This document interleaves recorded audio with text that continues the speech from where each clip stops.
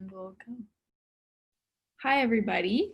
I hope everybody's having a good weekend so far. I am gonna go ahead and get started, and if anybody wants to enter late, then that is fine, and we can just move along with everything. I'm Kylie. I'm an AmeriCorps member with Rural Action, and this is week 3 of the Passport to Fishing workshop, and today we are going to be doing casting. So in this video, you guys are going to learn about some casting techniques and some casting safety. And so if anybody has any questions, you guys can either ask questions in the chat, or you can unmute your microphone and ask the question out loud. And we will do our best to answer all questions. And if you guys just want to, like, I don't know, suggest anything that you want to see, then that is fine too. And I'm going to go ahead and hand it off to Brock, and we're going to get started. Here we go. Hi, folks. Thanks for joining us for the third installment of Passport to Fishing. I'm going to be going over some of the basics on casting. And before we get to that, I think we should start with the very basics, which is safety. And when you come out here to go fishing at any time, whether it's a cloudy day or a sunny day, you want to bring the necessary safety equipment with you.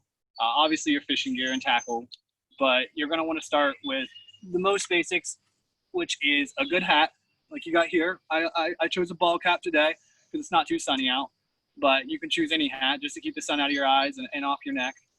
And then also a really good pair, highly recommended, like polarized sunglasses. Polarized helps you see the fish in the water. It actually helps you see through the water a little bit, and you can actually see the fish swimming around with a good pair of polarized glasses.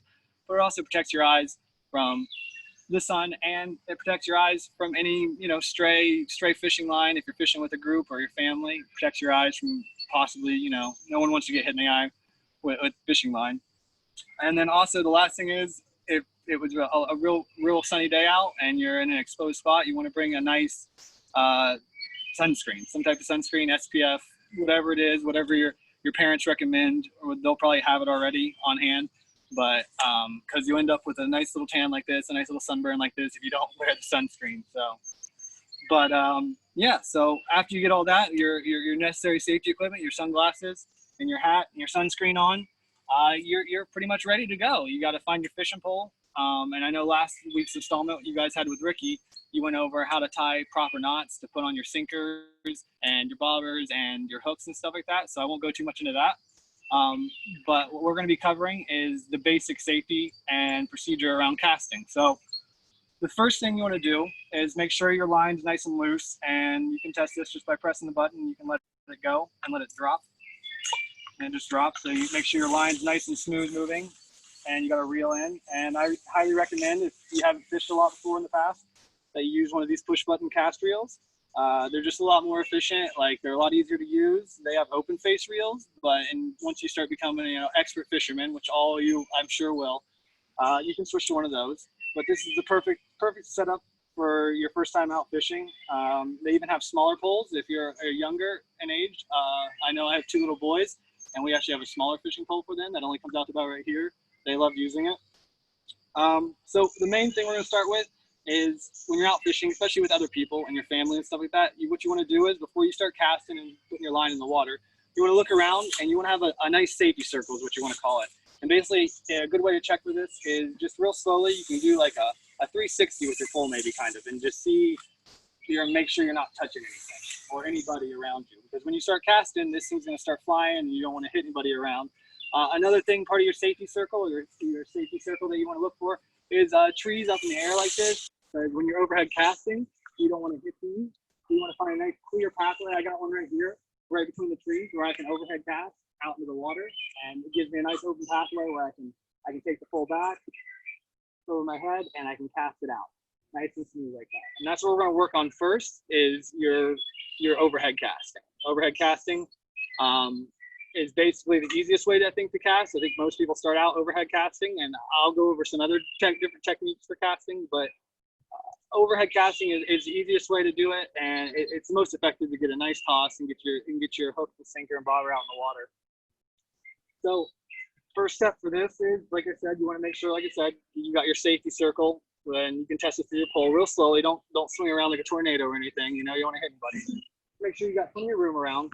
And sometimes it's not always the case. I'm in a pretty like wooded area right now, so like there's a lot of trees around. But once you got that established, what you're gonna want to do is your first initial step is just to push down your button, but then you want to hold it there, because if you let go of the button after you push it, your line's gonna drop out.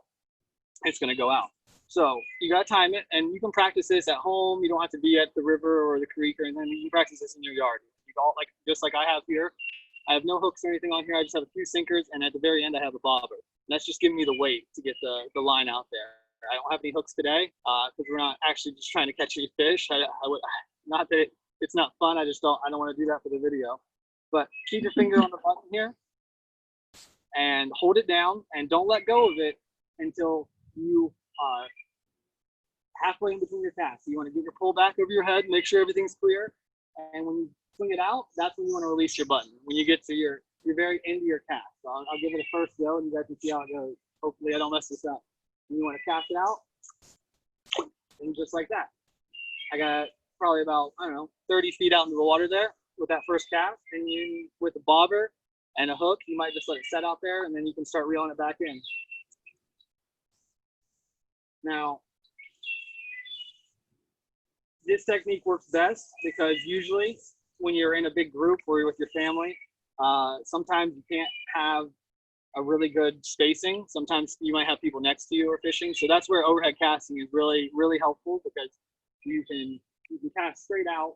And if there's somebody beside you, you're not swinging the pole around this way or this way. So just like the overhead casting, yet again, you go pull back, make sure you're not hitting anything, you're not gonna hit any trees or anything, and you just let it go. I actually hit a tree out there. Hopefully my line doesn't get up here. And these things happen. This is bound to happen. Got it back. These things are gonna happen though when you're out there. It's not a bad thing. You're gonna get caught up at times and have snags and stuff. You just gotta be careful that you're not going to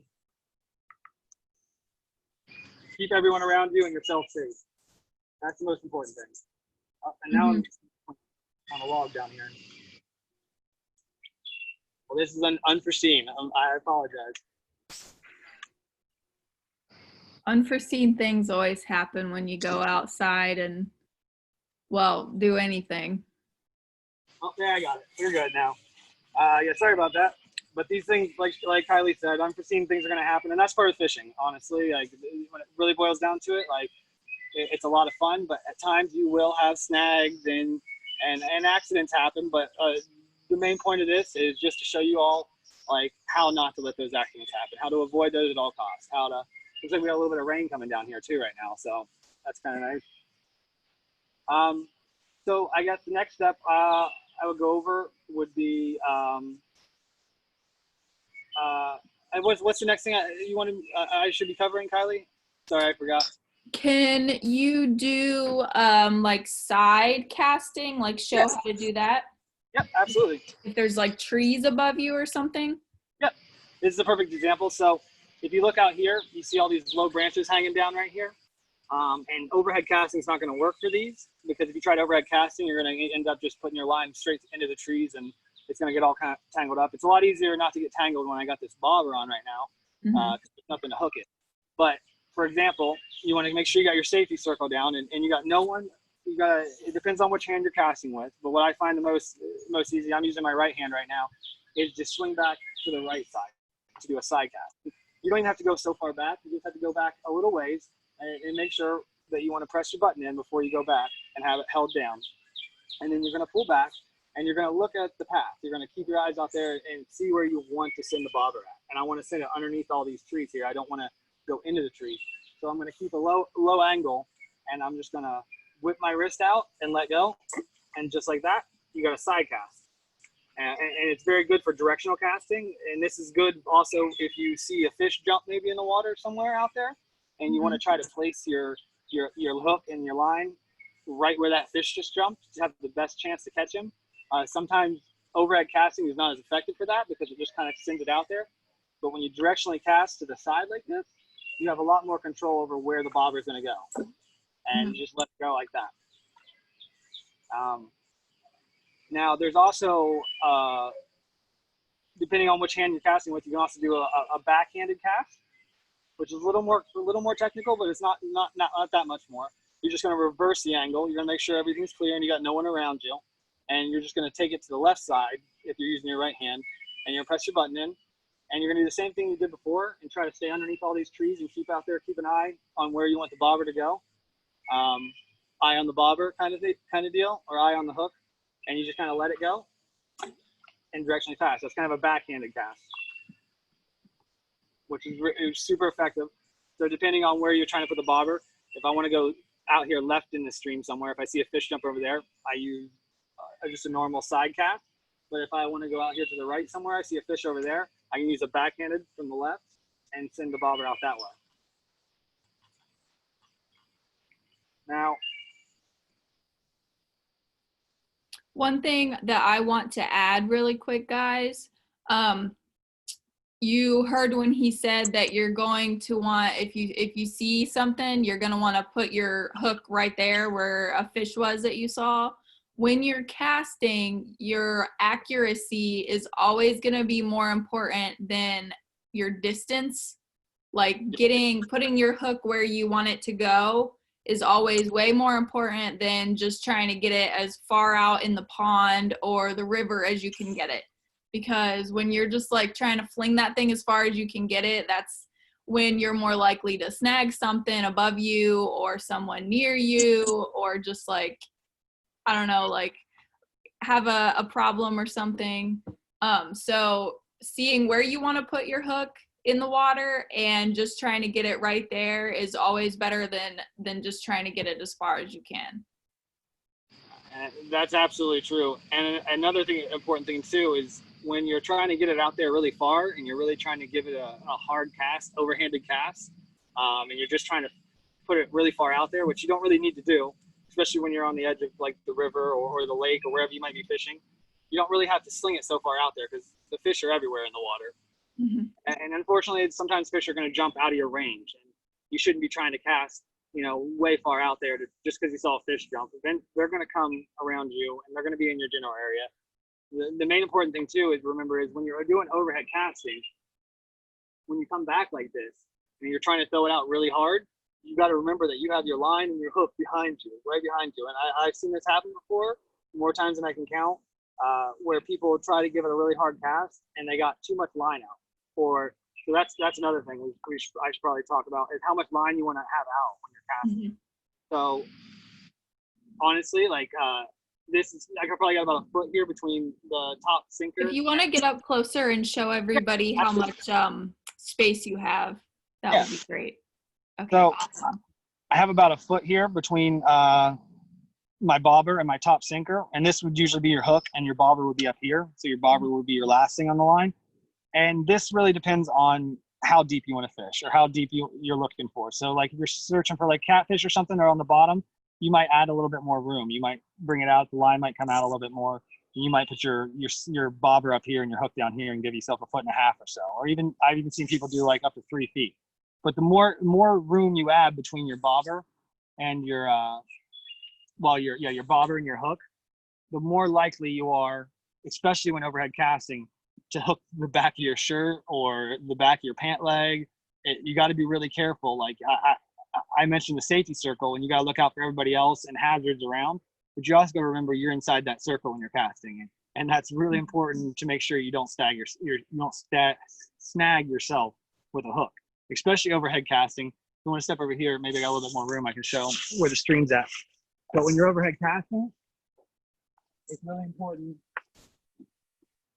when you come back with it, you're coming back, but you're making sure you're not trying to throw it too hard out there, because I've seen people really try to whip it really far out there. And when they do that, if they got too much line out, or make sure not to let go of your button, because if you let go of your button before you throw it out, it drops behind you, and then you pull the line, and now you got something dragging up behind you, the hook's dragging up behind you, and you're it's not going to be a good day if you get snagged on the back of the shirt or the back of the pants like you're trying to cast. So it's important to put your line at a safe, like what you're comfortable with. Like I usually do about a foot. I feel pretty confident that like this is a pretty good range of like how deep you want to be fishing with. But if you're more comfortable with a little bit more room, then you can add some more room. But it really just depends on what you're comfortable with. I definitely recommend starting out. It's okay if you only want to give it like a half a foot. Like right here, I kind of shortened it down by moving the sinker. You only want to do a half a foot. That's perfectly fine. You put your bobber up here and your hook down here. And then you have less swinging around. You have less on your pole that's going to swing around and it could potentially get hooked on something. And there's so many fish in the water, they're going to come from all different angles. It just really depends. And you can change this up depending on how you're trying to fish.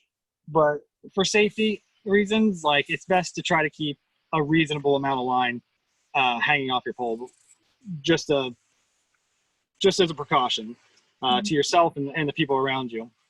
But yeah. Does anyone have any questions so far? Does anybody want me to go back and cast a couple more times? I can do that. If you guys have any questions, I'll go cast over here a couple more times so you can see that.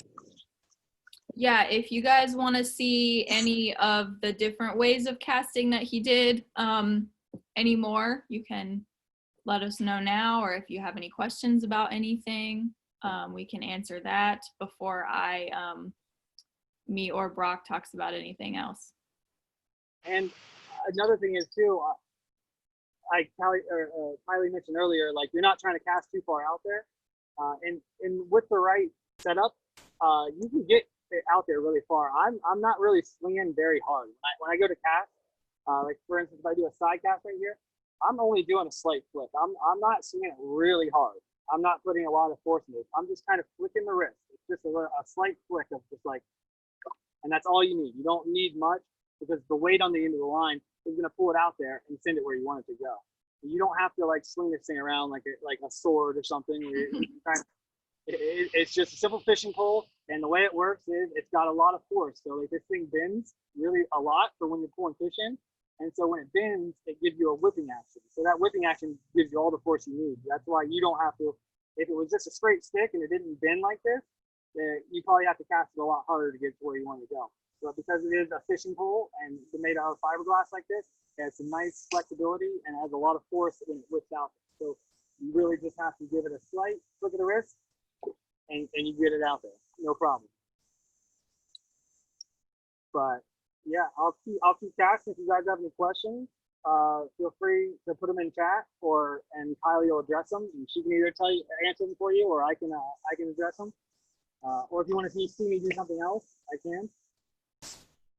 So if you guys remember the first video when I talked about habitat, if you're looking here, you can kind of like see and find where the habitats are, like the logs, the rocks, places where the fish are going to want to live and hide. And that's where you're going to want to go cast, because that's where the fish are. Yeah, see, like there's lots of trees right here where he is. So right there where all those root balls are in the stream, you're going to find fish there. And if you look across the river, you can see some downed trees that fell in the water. They're just laying in the water. Now, you got to be careful trying to cast and fish around downed trees like that, because you'll snag yourself on the trees. But it's also a really good habitat, like Kylie was saying, for where fish like to swim around. They love those kind of areas where they can kind of swim in and hide, away from predators in the water. But as long as you get close to it, you don't have to put your line directly in the trees. You just have to put your line near the trees. As long as you have something tasty on there, like a nice big night crawler or a little worm on there or some grubs, those fish will come out. They'll come out of hiding to eat, because everyone's got to eat and fish got to eat too, and that's what they're looking for. So you don't have to be trying to like cast into brush or into the habitats, especially if the habitat. Now over here where I showed earlier, you have a little sandbar and stuff like that, and it's kind of shallow, so that's a good area for like fish to be collecting around. But also you gotta the more you learn as you fish, the more you're out here and the more you do it, you'll learn that like in the shallow areas, you usually have like the younger fish, the smaller fish, the adolescent fish, and they usually like to stay in the shallows or near the bank. Now, if you're trying to catch the big fish, if you're trying to get, you're trying to catch like the big one, as they say, then you're going to want to cast and try to cast out in the deeper waters, out in the center somewhere. So if I'm trying to, especially for like the catfish out there, they're going to be sitting on the bottom, way out there in the center somewhere, and that's kind of where you want to put your line. And then when it's out there, you just kind of want to let it set out there. You don't have to reel in right away. It depends on how you're fishing, but most of the time when you're fishing off the river like this, off the bank, the best technique and line to use is just a nice bobber with some line drop down from it. And then you just let it set out there. And sometimes the river current will take it away.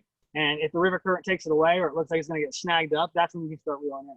But really, it just comes down to like, it's just a waiting game. And you got to be patient. That's the most important thing to know when you're fishing. Just let it set out there. And you can see the bob in the water. And the first signs of the fish on the line is when that bobber starts going up and down and the fish is on.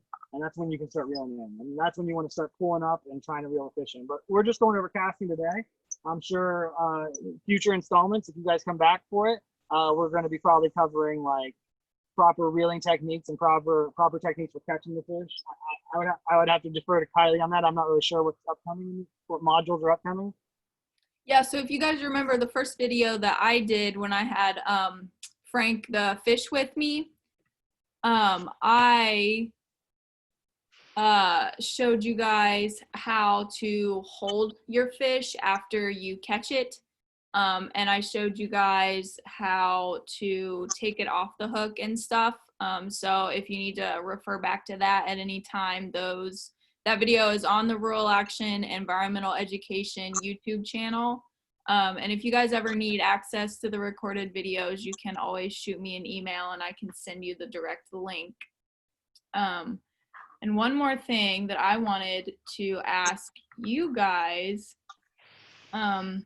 So Brock was saying that it was starting to rain there where he is. Do you guys think that it is good to fish in the rain? Like, do you think that you'll catch more fish if it's raining? And it's okay if nobody knows the answer because I'll tell you. Yeah, I think rain's good for catching fish. So Ricky says rain is good for catching fish. So I think that is true. Rain is good for catching fish. So like right now during the summer, if you get like a nice light summer rain, Not a thunderstorm. that light rain is it breaks up the surface of the water. So fish actually can't see you as well, like standing on the shore. So you can kind of sneak up on them and catch more fish.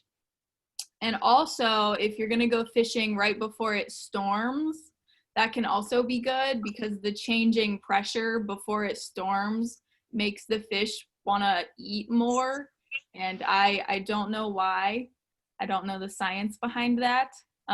But you can catch more fish if you go fishing right before a storm because they're going to want to bite your bait more. And right after a storm is a really good time too. Fish really like it right after it rains. But make sure that you're not fishing, you're keeping yourself safe, and you're not fishing. Like right now, this is just a nice little light rain. There's no storm clouds or anything like that. But you got to keep an eye on the weather when you're out here fishing too. And you want to make sure you're not putting yourself or anyone else in danger when you're out here. And it seems like the worst thing to have in your hand is a long fishing rod during a thunderstorm. So it's best if you see any thunder or lightning to get back inside as quickly as possible. Just because fish like it when it's raining and you can catch more fish when it's raining doesn't mean that you should put yourself at risk at any time out here.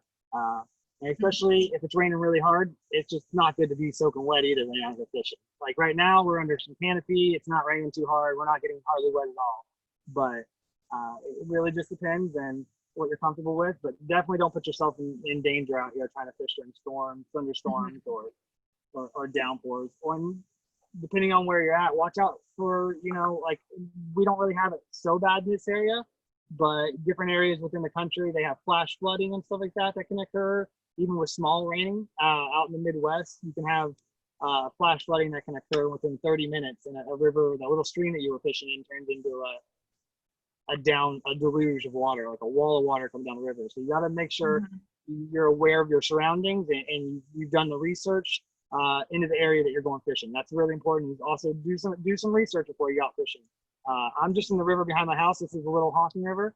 I fished down here since I've been little, and I'm pretty comfortable fishing down here, and I know the area really well. But if I was going to go somewhere else and fish, I would definitely want to do the research on where I'm going. And Mm-hmm. it really just boils down to, you know, safety first when you come out. Mm-hmm. Your glasses, your hat, your sunscreen, and your nice safety circle when you're casting keeps everyone happy. Everyone happy and catching fish. That's the most important thing.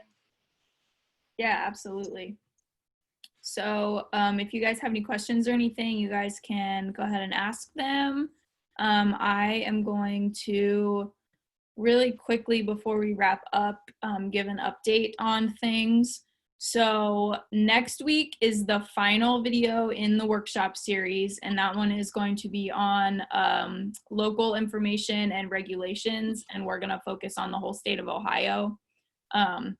And that one will probably be a little shorter than 30 minutes, but we'll see depending on if anybody has questions or anything. And another update is in Athens, we were planning on handing out fishing poles at Dow Lake, but we've been informed that we are no longer allowed to do it at that location.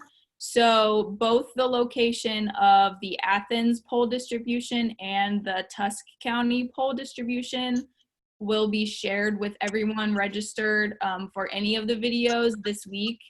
Once we finalize those two locations, we will let everyone know exactly where to go pick up the pole.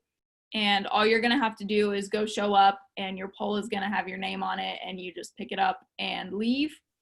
And that weekend is also free fishing weekend. So after you pick up your pole next Saturday, you can go fishing at any public fishing area, and you can do that without a license because it's free fishing weekend and you don't need a fishing license on free fishing weekend. So that's really awesome.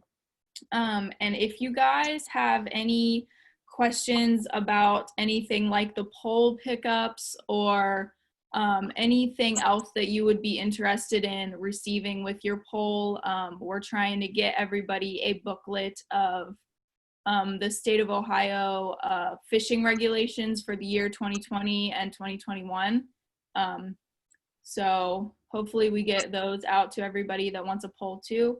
I'm going to put my email in the chat just in case no one has it or anyone doesn't have it. So you guys can email me with any questions if you have any, or if you need anything from me.